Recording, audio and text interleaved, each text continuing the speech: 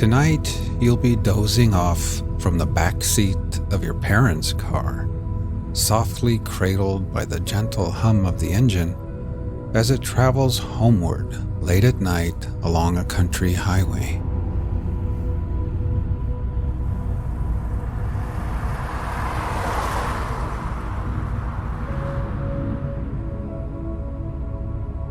Imagine you are sitting in the back seat with your head nestled into a cozy pillow propped against the window. You are gazing out at the moonlit countryside, and on your face is a soft and secret smile.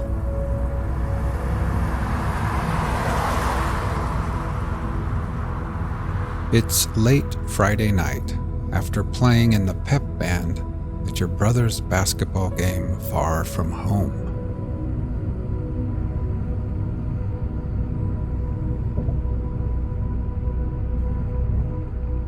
Your kid sister has nodded off already.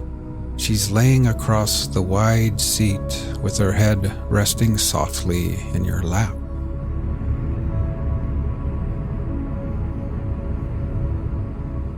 You are tired too after a long week of high school and homework, but you're also full of wonder, and that smile on your face is perfectly concealed in the shadows, only illuminated sporadically by the flickering flashes of light cast from the headlights of oncoming cars.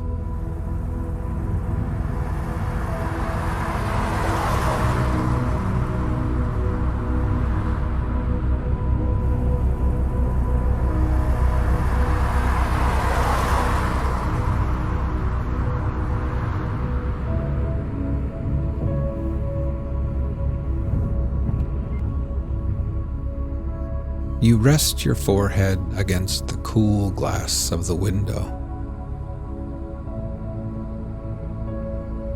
Every now and then, a distant farmhouse light appears, towering like a lighthouse in the dark, casting bright beams across the endless, waterless ocean of a prairie.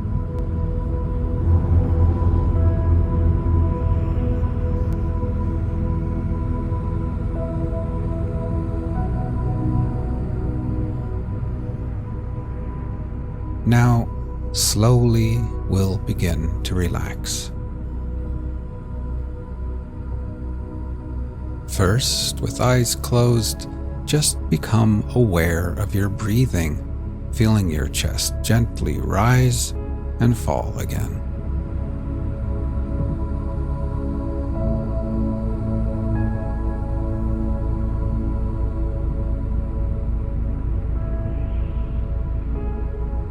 Next, we'll try taking a few deeper breaths, filling our lungs with air, holding it, and then gently exhaling and letting it all go. Ready? Inhale deeply, hold for 3, 2, 1, and then exhale.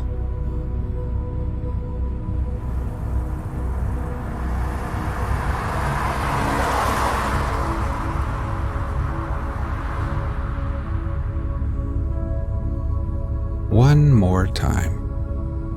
Breathe in deeply, hold for 3, 2, 1, and then exhale.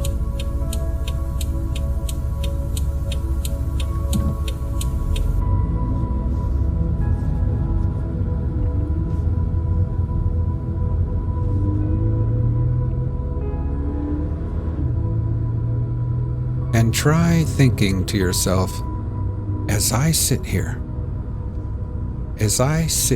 in the back seat, I can feel gravity's pull tugging me gently back towards Earth. With every exhale, I can feel the weight of the day slipping away.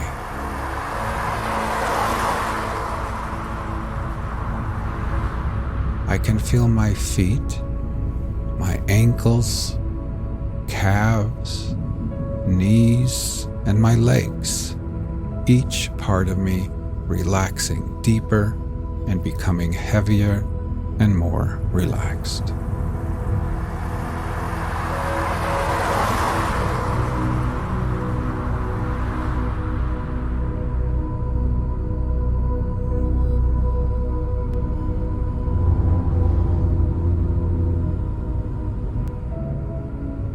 Up in the front seat, your parents recap and relive the big game. They talk of jump shots and fouls, rebounds and timeouts. You close your eyes, but when you picture the crowded gymnasium, you remember something much sweeter than basketball.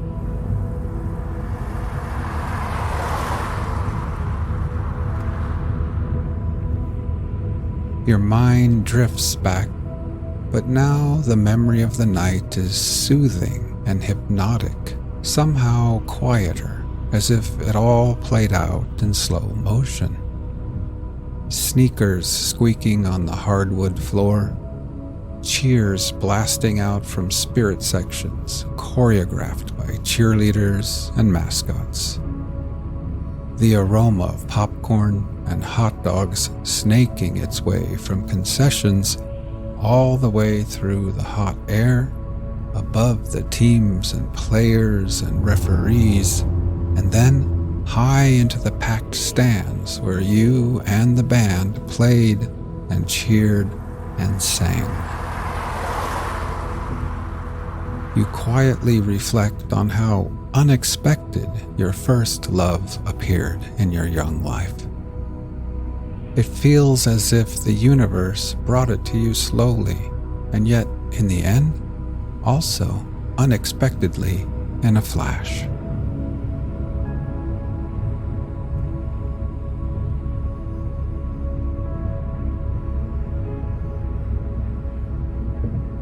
Now let's try taking a few more deep breaths. Ready? Breathe in deeply. Hold for 3, 2, 1, and then exhale.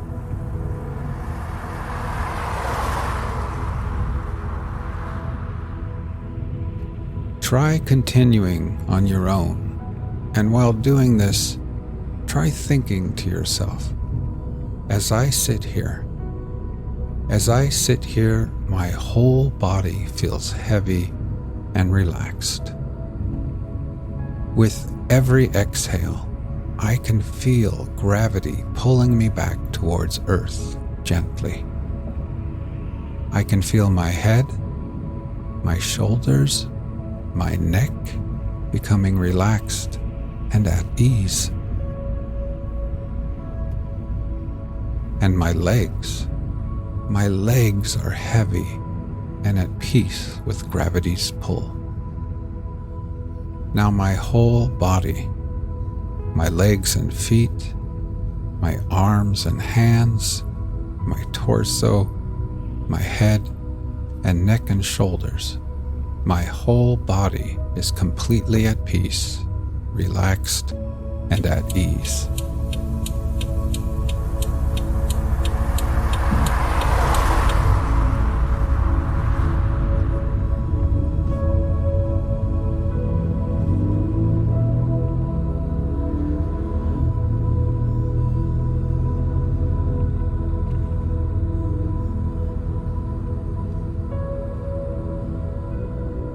For weeks and weeks at band practice and at games, you had played right there next to each other, bumping elbows, close enough to catch quick flashes of fragrances, close enough for smiles, quick glances, silly and innocent flirtations without considering really when and where or if you might actually ever kiss.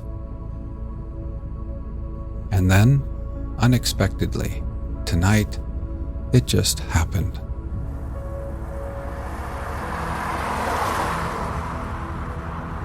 while the whole gymnasium was on its feet, the whole world preoccupied with some monumental moment of a basketball game. It just happened right there in the minuscule universe between the two of you.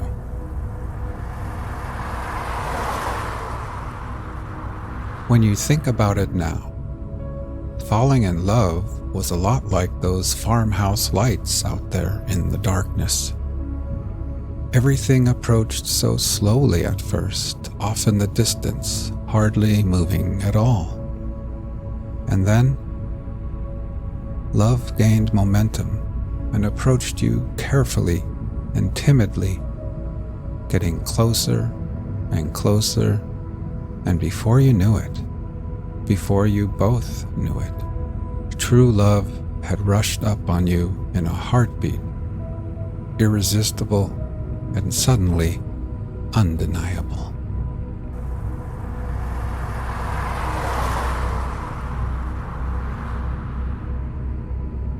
You smile now, thinking how you had always imagined your first kiss would happen somewhere private and hidden, and yet, in the end, yours was out in the open and in front of hundreds of people who never even saw it.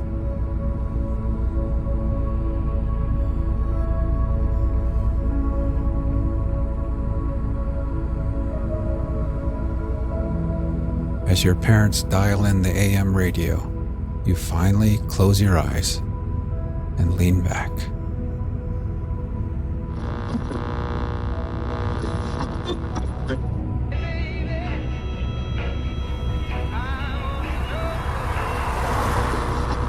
Tonight's reading from the Journal of the First Voyage of Columbus begins with Friday, the 21st of December, 1492, and continues through Thursday, the 3rd of January, 1493.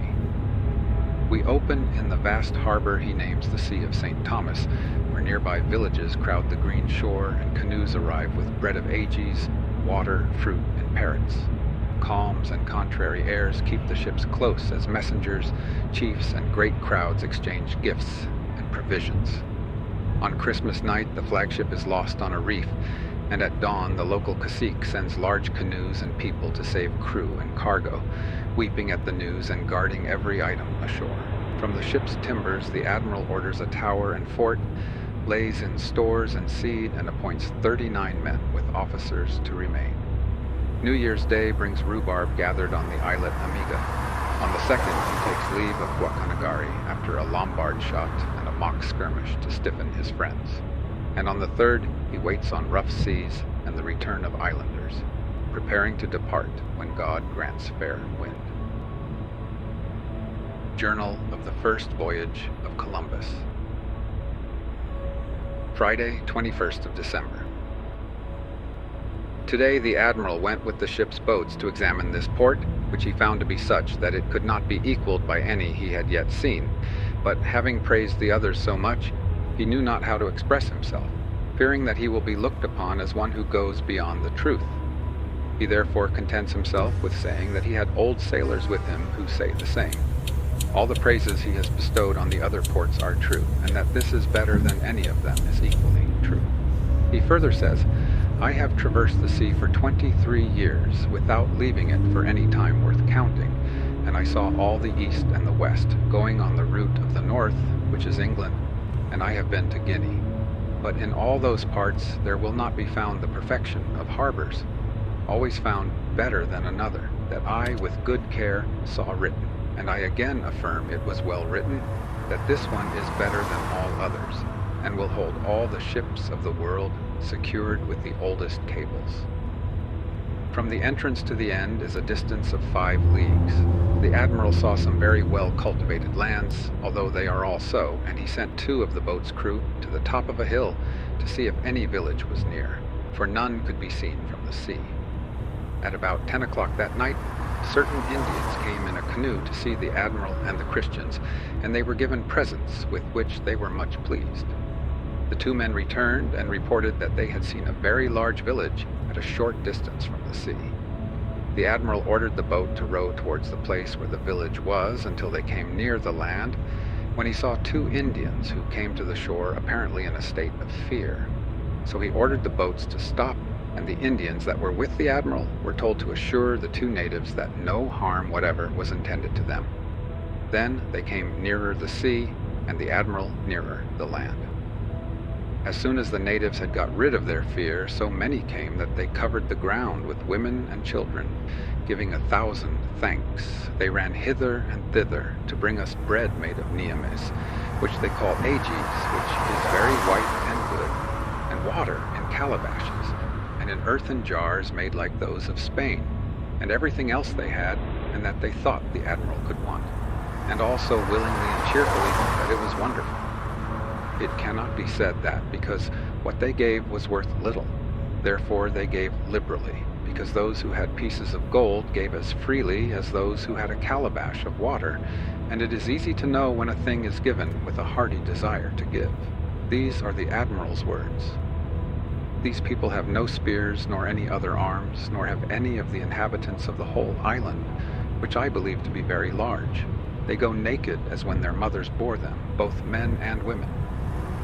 In Guana and the other islands, the women wear a small clout of cotton in front, with which to cover their private parts, as large as the flap of a man's breeches, especially after they have passed the age of 12 years, but here neither old nor young do so. Also, the men in the other islands jealously hide their women from the Christians, but here they do not. The women have very beautiful bodies, and they were the first to come and give thanks to heaven, and to bring what they had, especially things to eat, such as bread of ages, nuts, and 4 or 5 kinds of fruits, some of which the admiral ordered to be preserved to be taken to the sovereigns. He says that the women did not do less in other ports before they were hidden, and he always gave orders that none of his people should annoy them, that nothing should be taken against their wills, and that everything that was taken should be paid for. Finally, he says that no one could believe that there could be such good-hearted people, so free to give, anxious to let the Christians have all they wanted, and when visitors arrived, running to bring everything to them. Afterwards, the admiral sent 6 Christians to the village to see what it was like, and the natives showed them all the honor they could devise and gave them all they had, for no doubt was any longer entertained that the admiral and all his people had come from heaven. And the same was believed by the Indians who were brought from the other islands, although they had now been told what they ought to think. When the 6 Christians had gone, some canoes came with people to ask the admiral to come to their village when he left the place where he was. Canoa is a boat in which they navigate, some large and others small. Seeing that this village of the chief was on the road and that many people were waiting there for him, the admiral went there, but before he could depart, an enormous crowd came to the shore, men, women, and children, crying out to him not to go, but to stay with them. The messengers from the other chief who had come to invite him were waiting with their canoes, that he might not go away, but come to see their chief, and so he did.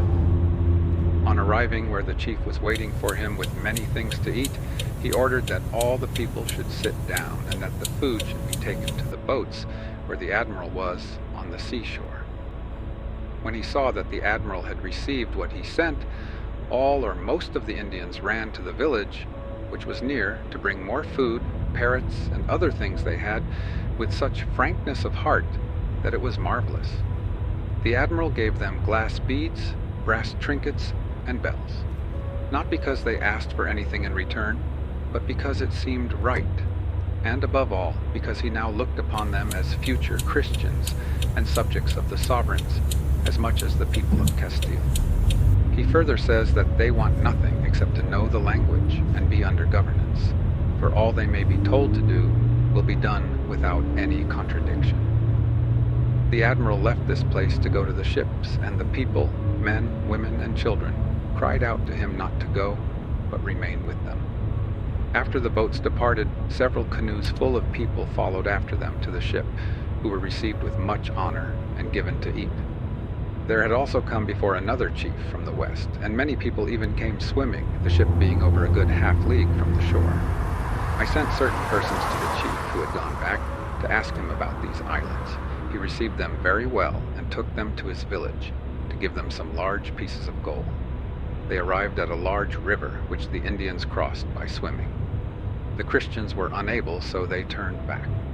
In all this district there are very high mountains which seem to reach the sky, so that the mountain and the island of Tenerife appears as nothing in height and beauty, and they are all green with trees. Between them there are very delicious valleys, and at the end of this port to the south, there is a valley so large that the end of it is not visible, though no mountains intervene, so that it seems to be 15 or 20 leagues long. A river flows through it, and it is all inhabited and cultivated, and as green as Castile in May or June, but the night contains 14 hours, the land being so far north. This port is very good for all the winds that can blow, being enclosed and deep, and the shores peopled by a good and gentle race without arms or evil designs.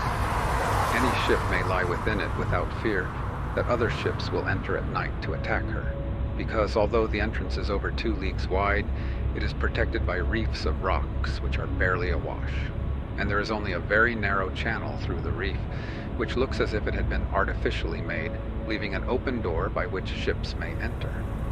In the entrance there are 7 fathoms of depth up to the shore of a small flat island, which has a beach fringed with trees.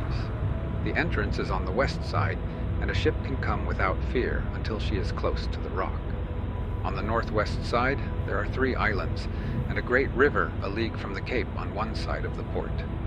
It is the best harbor in the world, and the admiral gave it the name of Puerto de la Mar de Santo Tomas, because today it was that saint's day. The admiral called it a sea, owing to its size. Saturday, 22nd of December.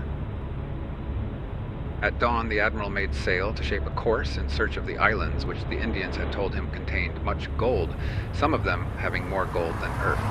But the weather was not favorable, so he anchored again and sent away the boat to fish with a net. The lord of that land, who had a place near there, sent a large canoe full of people, including one of his principal attendants, to invite the admiral to come with the ships to his land, where he would give him all he wanted. The chief sent by this servant a girdle which, instead of a purse, had attached to it a mask with 2 large ears made of beaten gold, the tongue and the nose. These people are very open-hearted, and whatever they are asked for, they give most willingly, while when they themselves ask for anything, they do so as if receiving a great favor. So says the admiral. They brought the canoe alongside the boat and gave the girdle to a boy. Then they came on board with their mission. It took a good part of the day before they could be understood.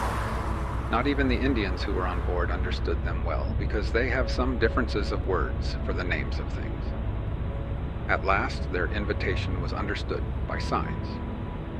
The admiral determined to start tomorrow, although he did not usually sail on a Sunday, owing to a devout feeling, and not on account of any superstition whatever, but in the hope that these people would become Christians through the willingness they show, and that they will be subjects of the sovereigns of Castile, and because he now holds them to be so, and that they may serve with love, he wished and endeavored to please them.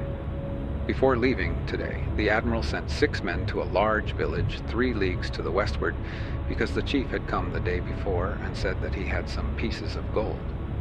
When the Christians arrived, the secretary of the admiral, who was one of them, took the chief by the hand. The admiral had sent him to prevent the others from imposing upon the Indians. As the Indians are so simple and the Spaniards so avaricious and grasping, it does not suffice that the Indians should give them all they want in exchange for a bead or a bit of glass, but the Spaniards would take everything without any return at all. The admiral always prohibits this, although, with the exception of gold, the things given by the Indians are of little value. But the admiral, seeing the simplicity of the Indians, and that they will give a piece of gold in exchange for 6 beads, gave the order that nothing should be received from them unless something had been given in exchange. Thus the chief took the secretary by the hand and led him to his house, followed by the whole village, which was very large. He made his guests eat, and the Indians brought them many cotton fabrics, and spun cotton in skeins. In the afternoon the chief gave them 3 very fat geese and some small pieces of gold. A great number of people went back with them, carrying all the things they had got by barter, and they also carried the Spaniards themselves across streams and muddy places. The admiral ordered some things to be given to the chief, and both he and his people were very well satisfied. truly believing that the Christians had come from heaven, so that they considered themselves fortunate in beholding them. On this day, more than 120 canoes came to the ships, all full of people, and all bringing something, especially their bread and fish, and fresh water in earthen jars. They also brought seeds of good kinds, and there was a grain which they put into a porringer of water and drank it. The Indians who were on board said that this was very wholesome. Sunday, the 23rd of December. The admiral could not go with the ships to that land whither he had been invited by the chief, because there was no wind, but he sent, with the 3 messengers who were waiting for the boats, some people, including the secretary. While they were gone, he sent 2 of the Indians he had on board with him to the villages which were near the anchorage. They returned to the ship with a chief, who brought the news that there was a great quantity of gold in that island of Hispaniola, and that people from other parts came to buy it. They said that here the admiral would find as much as he wanted. Others came who confirmed the statement that there was much gold in the island and explained the way it was collected. The admiral understood all this with much difficulty. Nevertheless, he concluded that there was a very great quantity in those parts, and that if he could find the place whence it was got, there would be abundance, and if not, there would be nothing. He believed there must be a great deal, because during the 3 days that he had been in that port, he had got several pieces of gold, and he could not believe that it was brought from another land. Our Lord, who holds all things in his hands, look upon me, and grant what shall be for his service. These are the admiral's words. He says that, according to his reckoning, 1,000 people had visited the ship, all of them bringing something. Before they come alongside, at a distance of a crossbow shot, they stand up in the canoe with what they bring in their hands, crying out, "Take it, take it." He also reckoned that 500 came to the ship swimming, because they had no canoes, the ship being near a league from the shore. Among the visitors, 5 chiefs had come, sons of chiefs, with all their families of wives and children, to see the Christians. The admiral ordered something to be given to all, because such gifts were all well employed. May our Lord favor me by his clemency, that I may find this gold, I mean the mine of gold, which I hold to be here, many saying that they know it. These are his words. The boats arrived at night and said that there was a grand road as far as they went, and they found many canoes, with people who went to see the admiral and the Christians at the mountain of Caribatan. They held it for certain that if the Christmas festival was kept in that port, all the people of the island would come, which they calculated to be larger than England. All the people went with them to the village, which they said was the largest and the best laid out with streets of any they had seen. The admiral says it is part of the Punta Santa, almost 3 leagues southeast. The canoes go very fast with paddles, so they went ahead to apprise the cacique, as they call the chief. Up to that time, the admiral had not been able to understand whether cacique meant king or governor. They also have another name for a great man, Taíno, but it was not clear whether they used it for lord or governor or judge. At last, the cacique came to them and joined them in the square, which was clean swept, as was all the village. The population numbered over 2,000 men. This king did great honor to the people from the ship, and every inhabitant brought them something to eat and drink. Afterwards, the king gave each of them cotton cloths, such as women wear, with parrots for the admiral, and some pieces of gold. The people also gave cloths and other things from their houses to the sailors. And as for the trifles they got in return, they seemed to look upon them as relics. When they wanted to return in the afternoon, he asked them to stay until the next day, and all the people did the same. When they saw that the Spaniards were determined to go, they accompanied them most of the way, carrying the gifts of the cacique on their backs, as far as the boats, which had been left at the mouth of the river. Monday, the 24th of December. Before sunrise, the admiral got underway with the land breeze among the numerous Indians who had come to the ship yesterday and had made signs that there was gold in the island, naming the places whence it was collected. The admiral noticed one who seemed more fully informed, or who spoke with more willingness, so he asked him to come with the Christians and show them the position of the gold mines. This Indian has a companion or relation with him, and among other places they mentioned where gold was found, they named Chipango, which they called Cibao. Here they said that there was a great quantity of gold, and that the cacique carried banners of beaten gold, but they added that it was very far off to the eastward. Here the admiral addresses the following words to the sovereigns. Your highnesses may believe that there is no better nor gentler people in the world. Your highnesses ought to rejoice that they will soon become Christians, and that they will be taught the good customs of your kingdom. A better race there cannot be, and both the people and the lands are in such quantity that I know not how to write it. I have spoken in the superlative degree of the country and people of Juana, which they call Cuba, but there is as much difference between them and this island and people as between day and night. I believe that no one who should see them could say less than I have said. And I repeat that the things and the great villages of this island of Española, which they call Bohio, are wonderful. All here have a loving manner and gentle speech, unlike the others, who seem to be menacing when they speak. Both men and women are of good stature, and not black. It is true that they all paint, some with black, others with other colors, but most with red. I know that they are tanned by the sun, but this does not affect them much. Their houses and villages are pretty, each with a chief who acts as their judge and who is obeyed by them. All these lords use few words and have excellent manners. Most of their orders are given by a sign with the hand, which is understood with surprising quickness.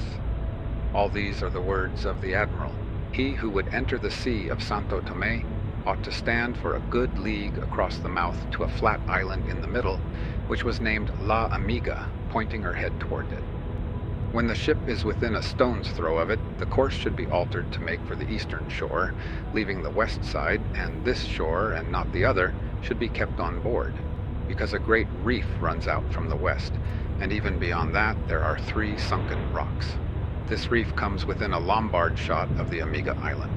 Between them there are 7 fathoms at least, with a gravelly bottom. Within, a harbor will be found large enough for all the ships in the world, which would be there without need of cables. There is another reef with sunken rocks on the east side of the island of Amiga, which are extensive and run out to sea, reaching within 2 leagues of the cape. But it appeared that between them there was an entrance within 2 Lombard shots of Amiga, on the west side of Monte Caribatan, where there was a good and very large port. Tuesday, 25th of December, Christmas. Navigating yesterday with little wind from Santo Tomé to Punta Santa, and being a league from it at about 11 o'clock at night, the admiral went down to get some sleep, for he had not had any rest for 2 days and a night. As it was calm, the sailor who steered the ship thought he would go to sleep, leaving the tiller in charge of a boy. The admiral had forbidden this throughout the voyage, whether it was blowing or whether it was calm. The boys were never to be entrusted with the helm. The admiral had no anxiety respecting sandbanks and rocks, because when he sent the boats to that king on Sunday, they had passed to the east of Punta Santa, at least 3 leagues and a half. And the sailors had seen all the coast, and the rocks there are from Punta Santa, for a distance of 3 leagues to the east-southeast. They saw the course that should be taken, which had not been the case before during this voyage.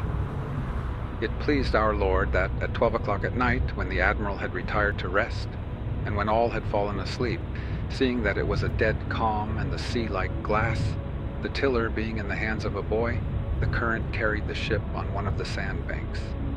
If it had not been night, the bank could have been seen, and the surf on it could be heard for a good league, but the ship ran upon it so gently that it could scarcely be felt. The boy, who felt the helm and heard the rush of the sea, cried out. The admiral at once came up, and so quickly that no one had felt that the ship was aground. Presently, the master of the ship, whose watch it was, came on deck. The admiral ordered him and others to launch the boat, which was on the poop, and lay out an anchor astern. The master, with several others, got into the boat, and the admiral thought that they did so with the object of obeying his orders. But they did so in order to take refuge with the caravel, which was half a league to leeward. The caravel would not allow them to come on board acting judiciously, and they therefore returned to the ship. But the caravel's boat arrived first. When the admiral saw that his own people fled in this way, the water rising and the ship being across the sea, seeing no other course, he ordered the masts to be cut away and the ship to be lightened as much as possible, to see if she would come off. But as the water continued to rise, nothing more could be done. Her side fell over across the sea, but it was nearly calm. Then the timbers opened and the ship was lost. The admiral went to the caravel to arrange about the reception of the ship's crew, and as a light breeze was blowing from the land and continued during the greater part of the night, while it was unknown how far the bank extended, he hove her to until daylight. He then went back to the ship inside the reef, first having sent a boat on shore with Diego de Arana of Cordova, alguazil of the fleet, and Pedro Gutierrez, gentleman of the king's bedchamber, to inform the king who had invited the ships to come on the previous Saturday. His town was about 1.5 leagues from the sandbank. They reported that he wept when he heard the news, and he sent all his people with large canoes to unload the ship.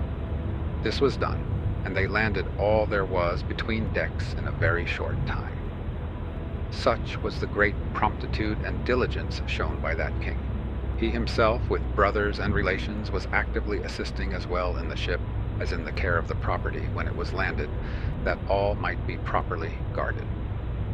Now and then he sent one of his relations weeping to the admiral to console him, saying that he must not feel sorrow or annoyance, for he would supply all that was needed. The admiral assured the sovereigns that there could not have been such good watch kept in any part of Castile, for that there was not even a needle missing. He ordered that all the property should be placed by some houses which the king placed at his disposal until they were emptied, when everything would be stowed and guarded in them. Armed men were placed round the stores to watch all night.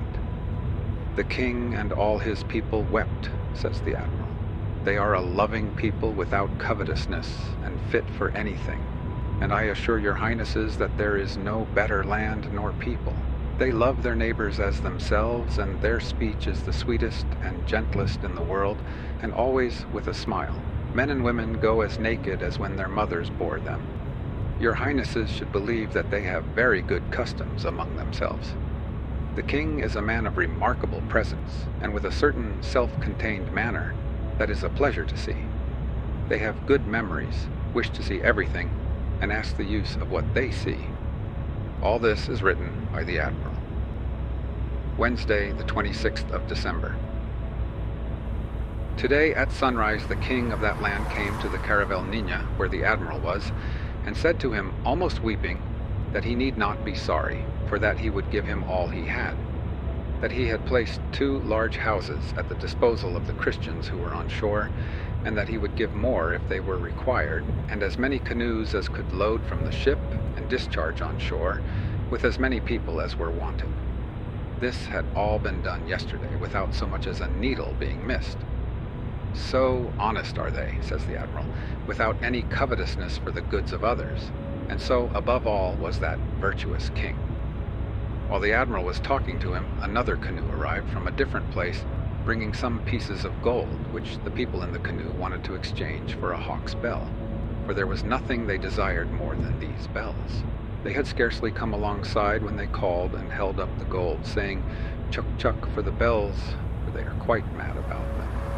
After the king had seen this, and when the canoes which came from other places had departed, he called the admiral and asked him to give orders that one of the bells was to be kept for another day, when he would bring 4 pieces of gold the size of a man's hand.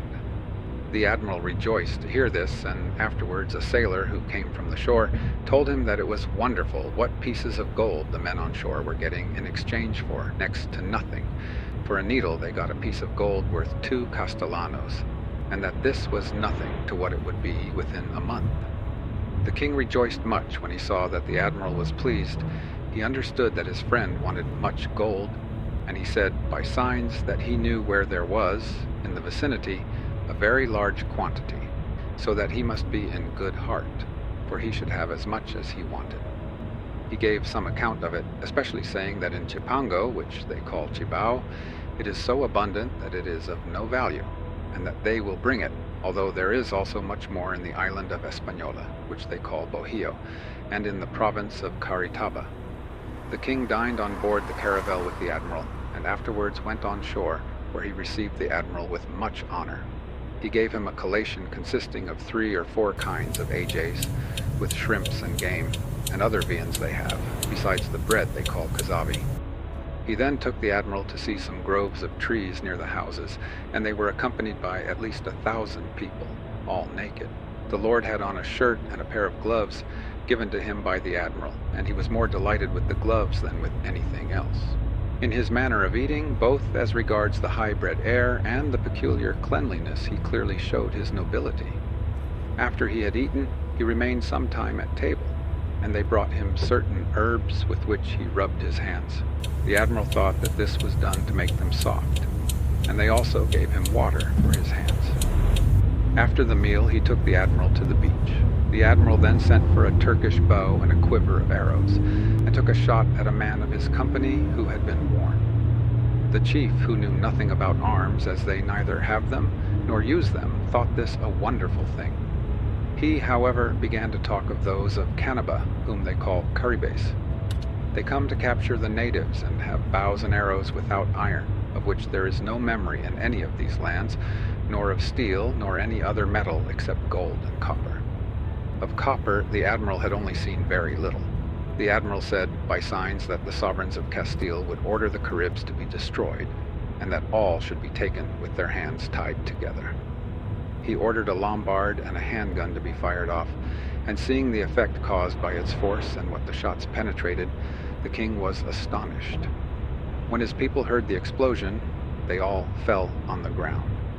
They brought the admiral a large mask which had pieces of gold for the eyes and ears, and in other parts, and this they gave, with other trinkets of gold that the same king had put on the head and round the neck of the admiral, and of other Christians, to whom they also gave many pieces. The admiral received much pleasure and consolation from these things, which tempered the anxiety and sorrow he felt at the loss of the ship. He knew our Lord had caused the ship to stop here, that a settlement might be formed. From this, he says, originated so many things that, in truth, the disaster was really a piece of good fortune. For it is certain that if I had not lost the ship, I should have gone on without anchoring in this place, which is within a great bay, having 2 or 3 reefs of rock. I should not have left people in the country during this voyage, nor even if I had desired to leave them, should I have been able to obtain so much information, nor such supplies and provisions for a fortress. And true it is that many people had asked me to give them leave to remain. Now I have given orders for a tower and a fort, both well built, and a large cellar, not because I believe that such defenses will be necessary. I believe that with the force I have with me, I could subjugate the whole island, which I believe to be larger than Portugal and the population double. But they are naked and without arms and hopelessly timid. Still, it is advisable to build this tower, being so far from your highnesses. The people may thus know the skill of the subjects of your highnesses and what they can do, and will obey them with love and fear. So they make preparations to build the fortress, with provision of bread and wine for more than a year, with seeds for sowing. The ship's boat, a caulker and carpenter, a gunner and cooper. Many among these men have a great desire to serve your highnesses and to please me by finding out where the mine is whence the gold is brought. Thus everything is got in readiness to begin the work. Above all, it was so calm that there was scarcely wind or wave when the ship ran aground. This is what the admiral says, and he adds more to show that it was great good luck and the settled design of God that the ship should be lost in order that people might be left behind. If it had not been for the treachery of the master and his boat's crew, who were all or mostly his countrymen, in neglecting to lay out the anchor so as to haul the ship off in obedience to the admiral's orders, she would have been saved. In that case, the same knowledge of the land as has been gained in these days would not have been secured, for the admiral always proceeded with the object of discovering, and never intended to stop more than a day at any one place, unless he was detained by the wind. Still, the ship was very heavy and unsuited for discovery. It was the people of Palos who obliged him to take such a ship by not complying with what they had promised to the king and queen, namely, to supply suitable vessels for this expedition. This they did not do. Of all that there was on board the ship, not a needle, nor a board, nor a nail was lost, for she remained as whole as when she sailed, except that it was necessary to cut away and level down in order to get out the jars and merchandise, which were landed and carefully guarded. He trusted in God that when he returned from Spain, according to his intention, he would find a ton of gold collected by barter by those he was to leave behind, and that they would have found the mine and spices in such quantities that the sovereigns would, in 3 years, be able to undertake and fit out an expedition to go and conquer the Holy Sepulchre. With this in view, he says, I protested to your highnesses that all the profits of this my enterprise should be spent in the conquest of Jerusalem, and your highnesses laughed and said that it pleased them, and that without this they entertained that desire. These are the admiral's words. Thursday, 27th of December. The king of that land came alongside the caravel at sunrise and said that he had sent for gold, and that he would collect all he could before the admiral departed, but he begged him not to go. The king and one of his brothers, with another very intimate relation, dined with the admiral, and the two latter said they wished to go to Castile with him. At this time the news came that the caravel Pinta was in a river at the end of this island. Presently the cacique sent a canoe there, and the admiral sent a sailor in it, for it was wonderful how devoted the cacique was to the admiral. The necessity was now evident of hurrying on preparations for the return to Castile. Friday, 28th of December. The admiral went on shore to give orders and hurry on the work of building the fort, and to settle what men should remain behind.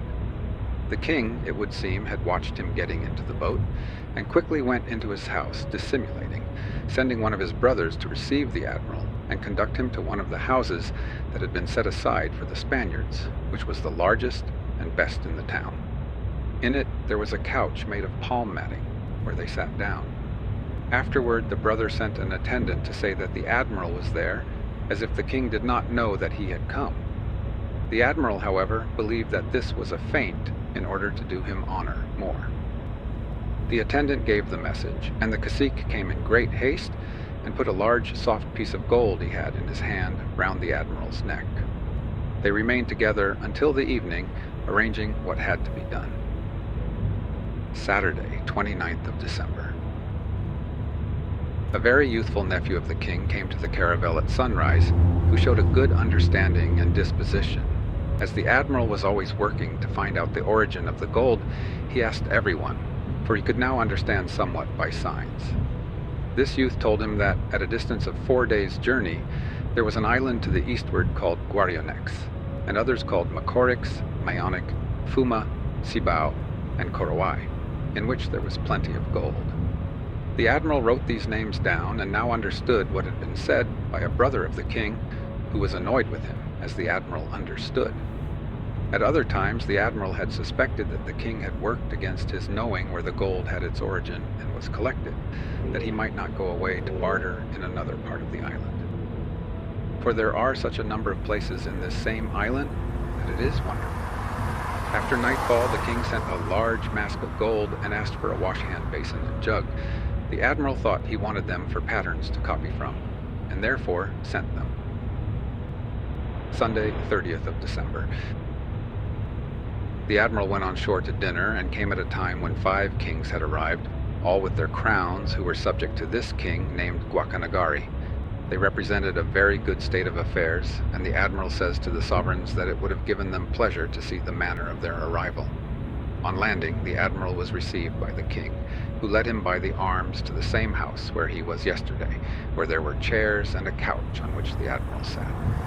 Presently the king took the crown off his head and put it on the admiral's head, and the admiral took from his neck a collar of beautiful beads of several different colors, which looked very well in all its parts, and put it on the king.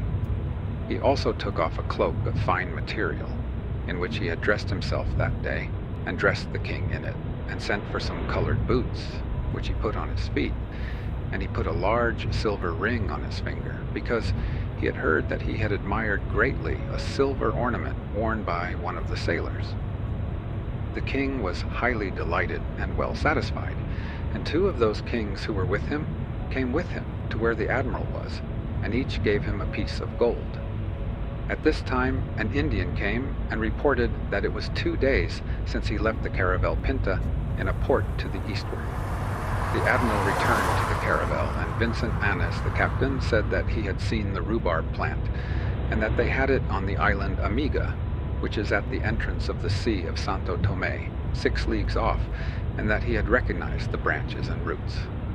They say that rhubarb forms small branches above ground, and fruit like green mulberries, almost dry, and the stalk near the root is as yellow and delicate as the best color for painting, and underground the root grows like a large pear.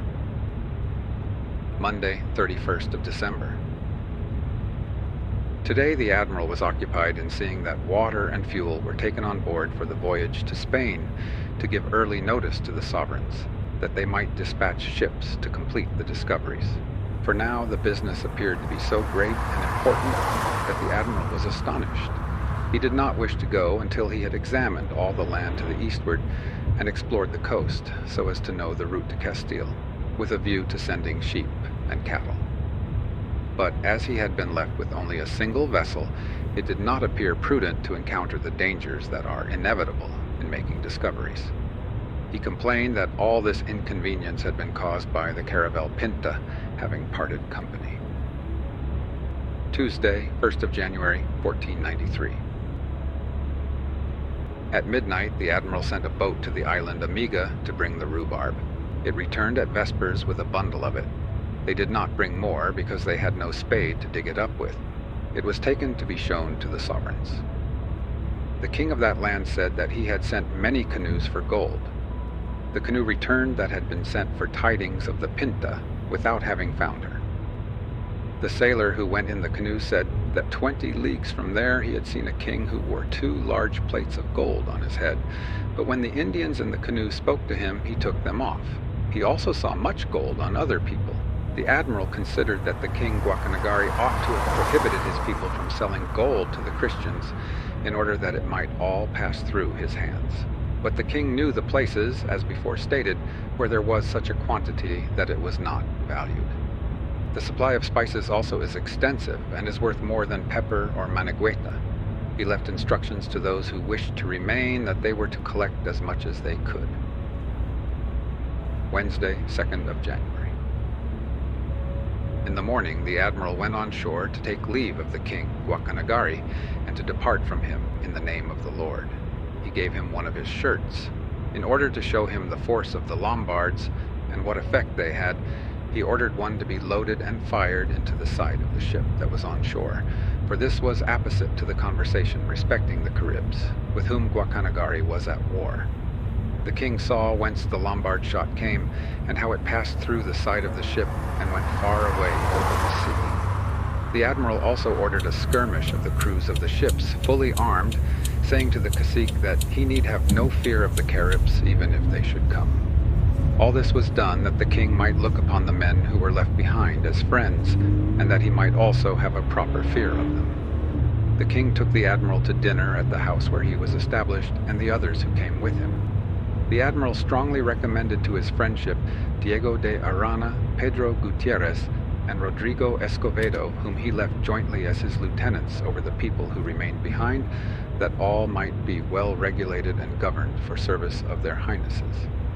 The cacique showed much love for the admiral, and great sorrow at his departure, especially when he saw him go on board.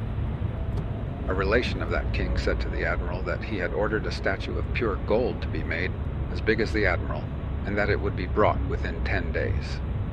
The admiral embarked with the intention of sailing presently, but there was no wind. He left on that island of Española, which the Indians called Bojio, 39 men with the fortress, and he says that they were great friends of Guacanagari. The lieutenants placed over them were Diego de Arana of Cordova, Pedro Gutierrez, keeper of the king's drawing room, and servant of the chief butler, and Rodrigo de Escovedo, a native of Segovia, nephew of Fray Rodrigo Perez, with all the powers he himself received from the sovereigns. He left behind all the merchandise which had been provided for bartering, which was much, that they might trade for gold. He also left the ship's boat, that they, most of them being sailors, might go, when the time seemed convenient, to discover the gold mine in order that the admiral, on his return, might find much gold. They were also to find a good site for a town, for this was not altogether a desirable port, especially as the gold the natives brought came from the east. Also, the farther to the east, the nearer to Spain. He also left seeds for sowing, and his officers, the alguazil and secretary, as well as a ship's carpenter, a caulker, a good gunner familiar with engineering, a cooper, a physician, and a tailor, all being seamen as well. Thursday, 3rd of January. The admiral did not go today because 3 of the Indians whom he had brought from the islands and who had stayed behind arrived, and said that the others with their women would be there at sunrise. The sea also was rather rough, so that they could not land from the boat. He determined to depart tomorrow with the grace of God. The admiral said that if he had the caravel pinta with him, he could make sure of shipping a ton of gold, because he could then follow the coasts of these islands, which he would not do alone for fear some accident might impede his return to Castile and prevent him from reporting all he had discovered to the sovereigns. If it was certain that the caravel pinta would arrive safely in Spain with Martin Alonso Pinzon, he would not hesitate to act as he desired. But as he had no certain tidings of him, and as he might return and tell lies to the sovereigns, that he might not receive the punishment he deserved for having done so much harm in having parted company without permission and impeded the good service that might have been done, the admiral could only trust in our Lord that he would grant favorable weather and remedy all things.